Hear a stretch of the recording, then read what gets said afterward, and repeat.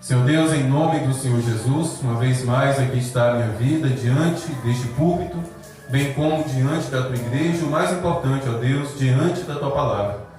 Por isso eu peço a tua ajuda, Senhor. Peço o teu socorro.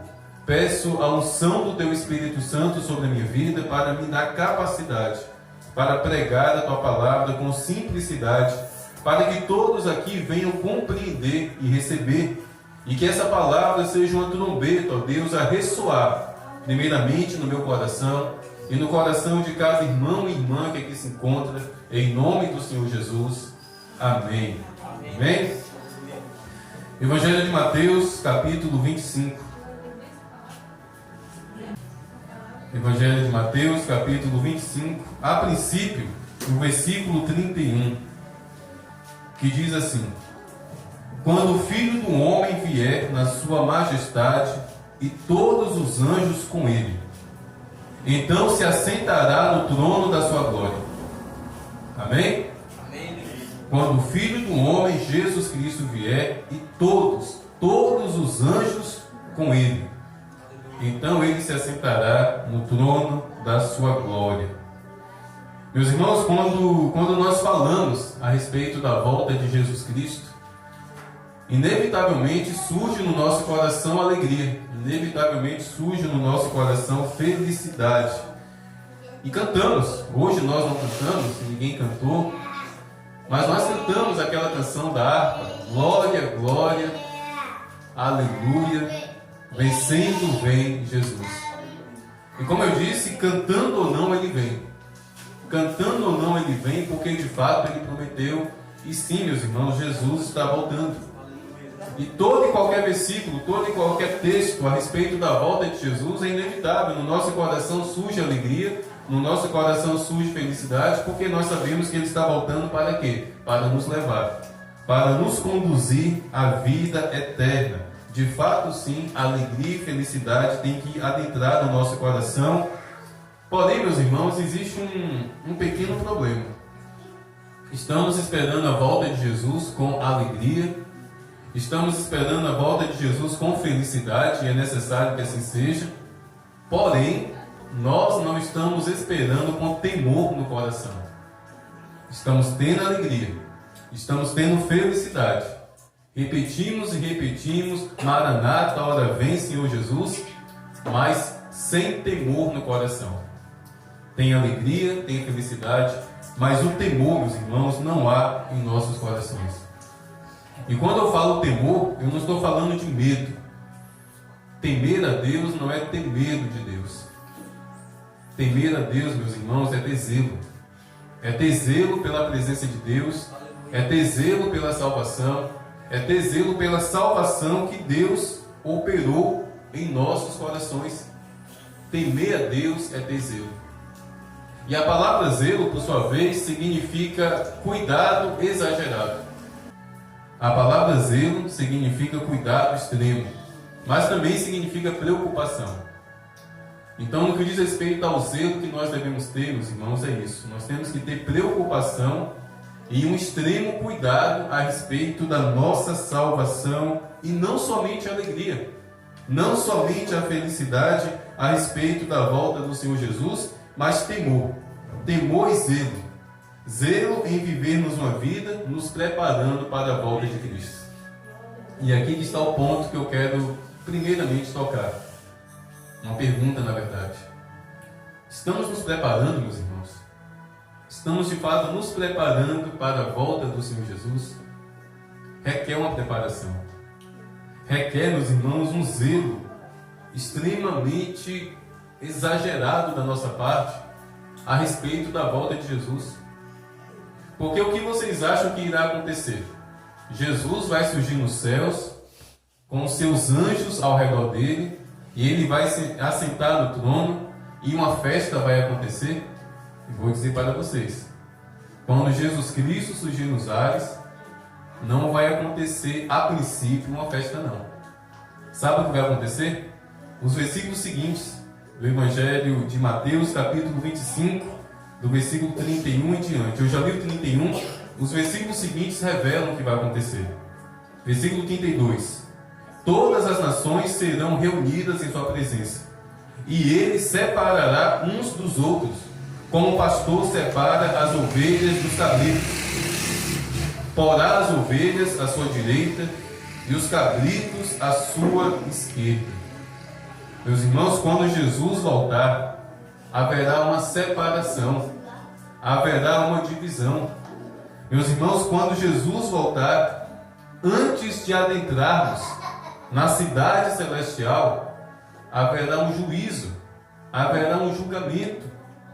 E é aí que entra o zelo, é aí que entra o temor. Será que nós estamos nos preparando para esse dia do julgamento, para esse dia do juízo?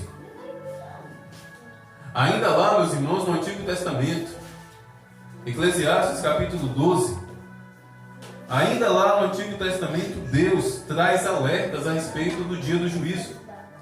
Eclesiastes capítulo 12, versículo 13 e 14. De tudo que se ouviu, a conclusão é esta: tema a Deus, ou seja, que haja temor no seu coração a respeito de Deus, e guarde os seus mandamentos, porque isto é o dever de cada pessoa. Porque Deus há de trazer juízo. Todas as obras, até as que estão escondidas, quer sejam boas, quer sejam más. Ainda no Antigo Testamento, Deus usa um homem, ele se identifica como pregador. O livro do Eclesiastes foi escrito por um homem que não se identificou, mas ele se auto-intitula como pregador, porque eu creio que ele proclamou essas palavras que estavam lidas pelas ruas de Jerusalém. E ele finaliza dizendo isso: tema a Deus, tenha zelo pela presença de Deus, porque um dia do juízo está próximo. E Deus colocará diante dos nossos olhos, meus irmãos, todas as nossas obras, sejam elas boas ou sejam elas más. E lá no Novo Testamento, o apóstolo Paulo, cheio do Espírito Santo, e de forma mais clara, de forma ainda mais clara, em 2 Coríntios capítulo 5, versículo 10, o apóstolo Paulo vai ainda mais fundo, porque ele diz o seguinte: porque é necessário que todos nós compareçamos diante do tribunal de Cristo, para que cada um receba segundo o bem ou mal que tiver feito por meio do corpo. Meus irmãos, misericórdia. Quem aqui já recebeu uma intimação de um oficial de justiça para comparecer em um julgamento? Eu já, muitas vezes. Meus irmãos, é sério. Quando Jesus voltar, ele vai voltar a princípio como juiz para julgar. Quer ver uma coisa tola que muitas pessoas dizem para justificar o seu pecado? Ah, só Deus pode me julgar. A gente deveria ter medo de dizer isso. A gente fala isso de boca para fora como se Deus fosse um juiz qualquer. Sim, é verdade. Só Deus vai nos julgar, meus irmãos, e Ele vai nos julgar. Diante do trono, a nossa vida vai ser colocada pelo avesso. E nós cantamos glória, glória, aleluia, vencendo bem Jesus, e nos esquecemos disso. Não atentamos para isso, que a volta de Jesus será, meus irmãos, para um julgamento. Porque antes, meus irmãos, de nos prostrarmos diante do trono de Deus para recebermos a coroa de glória, antes de recebermos essa coroa de glória, é necessário cairmos de joelhos para sermos julgados. Porque o juiz, ele vai vir para julgar. E às vezes nós pensamos, que simplesmente Jesus vai surgir nos céus, ele vai estalar o dedo e de repente a gente já vai estar na Nova Jerusalém. Não é bem assim não. Não é bem assim não. Multidão, multidão, multidão se reunirá diante do trono do juízo. As nossas obras, meus irmãos, quer sejam boas ou más, serão colocadas diante dos nossos olhos e nada ficará oculto, absolutamente nada. E é preciso enfatizar algo muito importante, que muitas vezes também nós esquecemos. O juízo, meus irmãos, começará pela casa de Deus. O juízo começará pela igreja. Não pense que quando Jesus voltar, a multidão que irá se reunir diante do trono do juízo para ser julgada, não pense que serão os traficantes, as prostitutas, os assassinos, os ladrões. Nananina, não, seremos nós, a igreja. Não sejamos todos. A palavra de Deus diz que aqueles que estão nas trevas, que estão na escuridão, que trancaram o coração para o Senhor Jesus, esses já foram julgados. Porque a luz veio ao mundo e eles recusaram. O julgamento, meus irmãos, vai ser para nós. Vai ser para nós que recebemos Jesus como Salvador. Nós que seremos julgados, e o apóstolo Pedro confirma isso. 1 Pedro, capítulo 4, versículo 17, porque chegou o tempo de começar o juízo pela casa de Deus. E se começa por nós, qual será o fim daqueles que não obedecem a palavra de Deus? O juízo vai começar, meus irmãos, de dentro da igreja. Dias atrás eu disse isso, e eu vou repetir aqui, não é para as irmãs ficarem mais nervosas, mais tímidas, mas um dos lugares mais perigosos que existe no mundo, talvez o lugar mais perigoso, meus irmãos, é o púlpito de uma igreja. É o lugar mais perigoso. É o lugar mais perigoso esse aqui. Nós temos que ter plena consciência de que quando nós nos colocamos aqui, seja para cantar, para dar uma saudação, para ler um versículo, para pregar como eu estou pregando, eu estou o mais próximo possível do trono do juízo de Deus. Porque nós seremos julgados até por aquilo que nós falamos. E como nós falamos aqui, né? Só eu, pregação após pregação, são uns 30, 40 minutos. As nossas palavras serão colocadas em uma balança. A igreja, meus irmãos, é que irá se colocar diante do trono do juízo de Deus.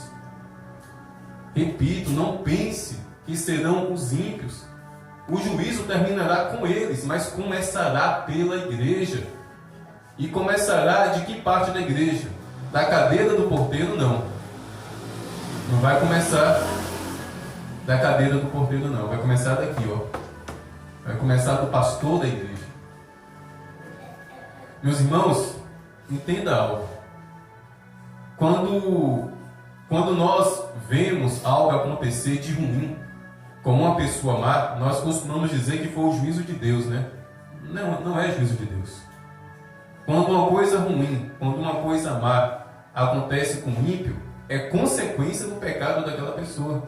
Não é juízo de Deus, porque o juízo de Deus vai ser para o dia do juízo. Haverá um dia, meus irmãos, de juízo.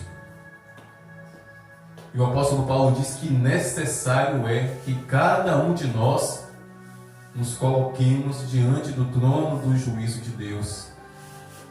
E não haverá para onde correr. Quando um oficial de justiça vai até sua casa com um mandado para você comparecer, para ser testemunha de acusação ou de defesa, ou simplesmente para comparecer diante do juiz porque você vai ser julgado. Meus irmãos, se no exato dia e na exata hora você não estiver lá, acredite, o juiz dá ordem a policiais para ir te buscar. Mesmo que você seja apenas testemunha, você é testemunha de defesa. Se você não for, a polícia vai te arrancar de dentro da sua casa. É ordem de prisão. E no dia da volta de Cristo, o que a palavra de Deus diz? Que os anjos irão reunir. Os anjos receberão ordem para ajuntar diante do trono do juízo de Deus cada um de nós. Não adianta eu ir lá para a roça do irmão Carlinhos e entrar dentro daquela caverna que eu encontrei lá para me esconder de Deus. Não adianta. Um anjo vai entrar lá dentro e vai me puxar pelas pernas e me colocar diante do trono do juízo de Deus, porque como se esconder da presença de Deus, meus irmãos? Como se esconder? Mateus capítulo 7, olha só que coisa maravilhosa. Mateus capítulo 7, versículo 21. Nem todo o que me diz, Senhor, Senhor, entrará no reino dos céus, mas aquele que faz a vontade do Pai, que está nos céus. Muitos naquele dia irão me dizer, Senhor Jesus, nós não profetizamos em seu nome? Em seu nome, Jesus, nós não expulsamos demônios? Em seu nome, Jesus, nós não operamos muitos milagres? Então eu lhes direi claramente, eu nunca conheci vocês, afastem-se de mim, vocês que praticam o mal. Meus irmãos, quem é que mais opera milagres? Não são aquelas pessoas que foram chamadas por Deus para serem pastores, profetas. Todos nós temos fé. Todos vocês aqui podem orar pelos enfermos e aqueles enfermos receberem uma cura. Mas geralmente quem faz mais isso é quem? Os pastores. Quem aqui já teve a experiência de expulsar demônios? Na maioria das vezes são pastores. Percebe que nesse relato aqui, meus irmãos, são pessoas à frente do ministério que vão abrir a boca para dizer isso. Pastores, apóstolos, bispos. E não abrir a boca para dizer, mas Senhor Jesus, eu expulsei demônios. Através da minha vida, o Senhor curou pessoas doentes. E perceba que eles estavam falando a verdade. Caso contrário, Jesus iria desmascará-los. É mentira, vocês não fizeram isso não. De fato, aquelas pessoas estavam sendo sinceras e verdadeiras. De fato, elas foram usadas por Deus, receberam um dom, receberam um chamado. Estiveram à frente de igrejas, de ministérios, grandes ou pequenos. Mas no dia do juízo, ouviram o quê? Afastem-se de mim, porque eu não conheço vocês, eu nunca conheci vocês. Sabe o que isso quer dizer, meus irmãos? Existe um risco de eu passar a vida inteira aqui atrás desse púlpito pregando e Jesus não me conhecer. Existe um risco das irmãs do coral passarem a vida inteira cantando aqui na frente e Jesus não conhecê-las. Se não fizermos a vontade do nosso Pai, meus irmãos, nós não seremos conhecidos por Deus e diante do juízo, diante do trono do juízo, isso será revelado. Meus irmãos, a primeira emoção, a primeira sensação que surgirá em nossos corações diante do trono do juízo de Deus vai ser o de espanto, vai ser o de assombro, diante da quantidade de pessoas que não entrarão no reino dos céus, e que nós venhamos ter cuidado para que nós não estejamos no número daqueles que não entrarão, porque a Bíblia fala que Jesus vai fazer uma separação. À direita as ovelhas, aqueles que se renderam verdadeiramente a Ele, e à direita os bodes. De que lado nós estaremos, meus irmãos? E repito, essa separação começará na igreja. Meus irmãos, isso é muito sério, extremamente sério. E cada um de nós irá comparecer diante do trono do juízo de Deus. E lá de nada adiantará você dizer que cantou louvores, já que nem diante do trono de Deus nem adianta. Laiana, Júcia, as irmãs que aqui costumam cantar. Não adianta eu chegar diante de Deus, eu sou pastor, tá bom? Cadê minha cadeira especial aí?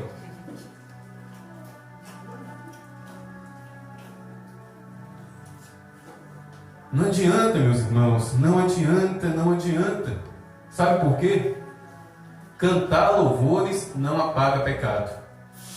Pregar, como eu estou pregando aqui, não apaga pecados. Expulsar demônios não apaga pecados. Meus irmãos, quer ver uma prova? Que é possível uma pessoa, um homem ou uma mulher, expulsar um demônio, mesmo estando em pecado? Quer que eu mostre uma prova? Vocês estão olhando para ele. Vocês estão olhando para uma prova viva de que é possível um homem ou uma mulher expulsar um demônio mesmo estando em pecado. Porque uns 10 anos atrás, mesmo eu estando na igreja, mesmo eu não faltando um único culto, eu estava tropeçando, eu estava no pecado, eu estava praticando o pecado.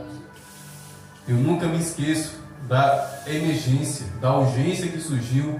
Alguém entrou em contato comigo pedindo socorro porque havia alguém endemoniado, e sem temor algum no meu coração, lá fui eu com minha Bíblia na mão, mas com o coração podre. E cheguei lá dentro daquela casa, de fato havia um jovem endemoniado, e mesmo com o meu coração podre, com minhas mãos imundas, eu coloquei a mão na cabeça daquele rapaz e no nome de Jesus expulsei aquele demônio. E não é que o demônio foi expulso? Mas como assim, pastor? O Senhor acabou de dizer que o Senhor estava na prática do pecado, mesmo na igreja o Senhor estava em pecado, praticando coisa errada. Porque, meus irmãos, é o nome de Jesus que tem poder. Judas expulsou demônios. Judas curou enfermos. Mas Judas preferiu viver uma vida desconhecida aos olhos de Jesus. Eu sou a prova viva, meus irmãos, e sem vergonha alguma, porque eu falo para testemunhar, eu falo para alertar o coração de vocês. Não se enganem com os dons, não se enganem com os talentos. Oh, como aquele cara prega bem, ah, como aquela irmã canta. Quando ela abre a boca para cantar, parece que os anjos do céu entram na igreja. Certa vez eu ouvi um relato desse a respeito de um rapaz que cantava muito bem. Pense como o cara cantava bem. Quando ele cantava, parecia que a igreja correspondia de forma melhor, parecia que toda a igreja cantava junto com ele, de fato cantava, porque era como se existisse uma preferência por ele, mas de fato ele cantava muito bem. A forma como ele se portava, a forma como ele entoava a voz, era maravilhoso. Aí meses depois, desnudou tudo. Aquele rapaz, mesmo na igreja, cantando no altar, estava tendo um relacionamento amoroso com outro homem. Mas quando cantava, parecia que era próprio Deus cantando através da vida dele. Tinha talento, tinha capacidade para cantar. Meus irmãos, eu louvo a Deus porque Deus teve misericórdia da minha vida, porque hoje o que eu mais busco, meus irmãos, o que eu mais busco diante do trono de Deus é isso, ó Deus, coloca zelo, coloca temor no meu coração. Porque pense um pastor que não tem inveja de nenhum pastor na face dessa terra. Eu não tenho inveja do apóstolo Valdemiro Santiago e das curas que Deus opera através da vida dele. Eu não tenho inveja de pastor do paletó de fogo, de sapato de fogo, que sopra a pessoa cai. Eu não tenho inveja de nenhum desses pastores que estão sendo usados por Deus quando são usados por Deus, porque Satanás também opera sinais para enganar os crentes. A Bíblia não mente, Satanás opera sinais. Mas eu não tenho inveja, meus irmãos, mas o que eu peço a Deus, ó Deus, coloca temor, coloca zelo no meu coração, porque se tem uma coisa que eu não quero, ó Deus, é estar atrás desse púlpito na prática do pecado. Esse é o meu maior medo, meus irmãos.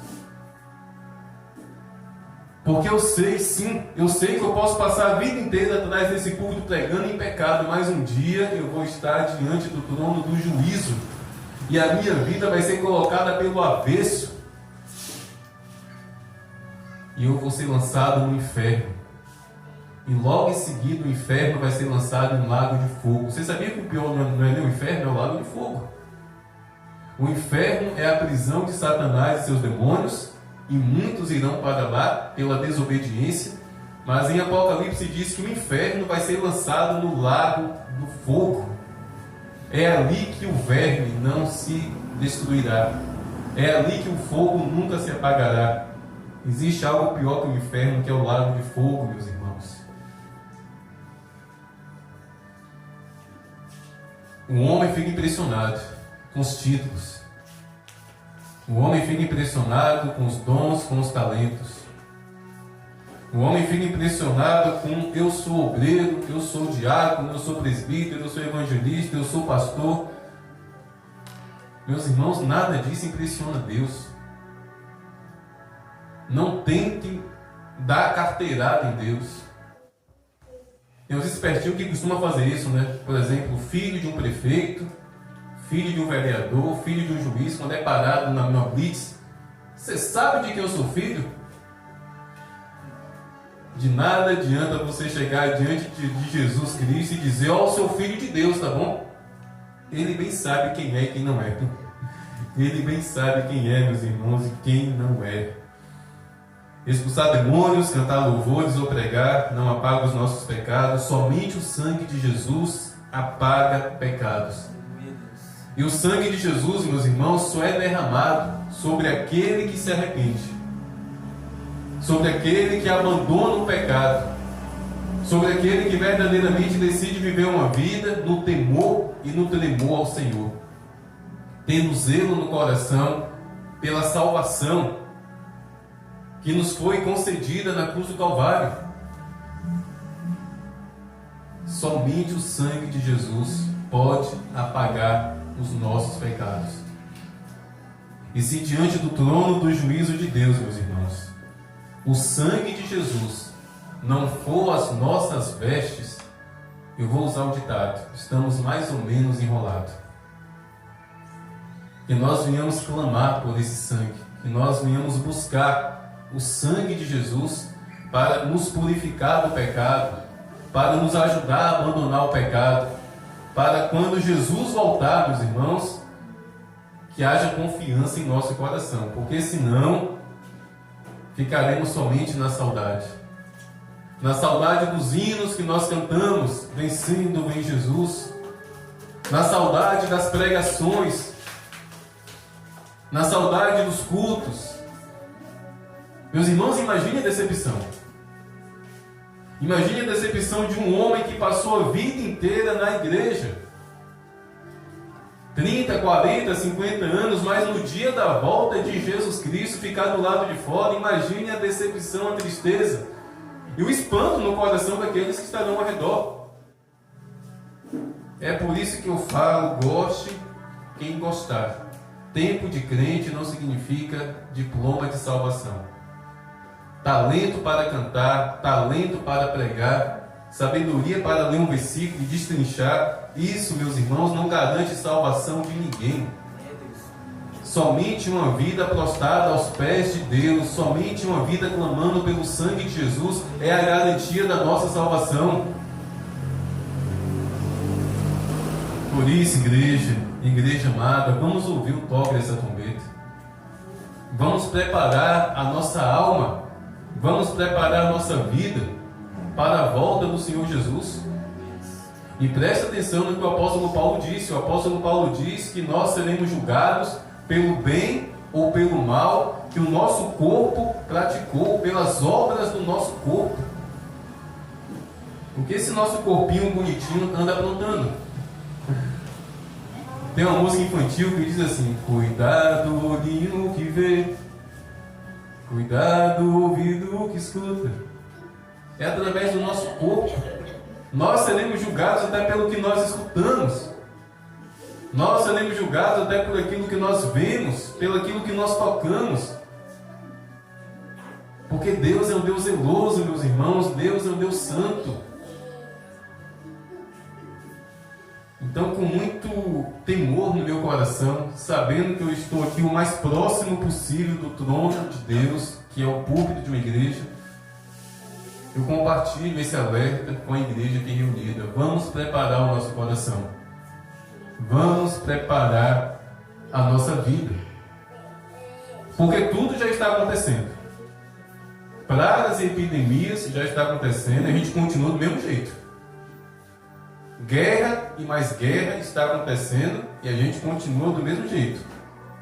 Até em Guaratinga a terra treme, aos 2 ou 3 anos tremeu aqui, né? E a gente continua do mesmo jeito. Maremotos, tsunamis estão acontecendo e a gente continua do mesmo jeito. Os sinais estão acontecendo para nos alertar e a gente continua com a boca aberta, sem tomar nenhuma postura, sem mudar de vida, sem buscar mais a presença do Senhor. A única coisa que nos resta diante disso, meus irmãos, é o toque da trombeta. E Jesus surgir de repente com a multidão de anjos. E como eu disse, não adianta correr, não adianta se esconder. Seremos cada um colocados diante do trono do juízo de Deus.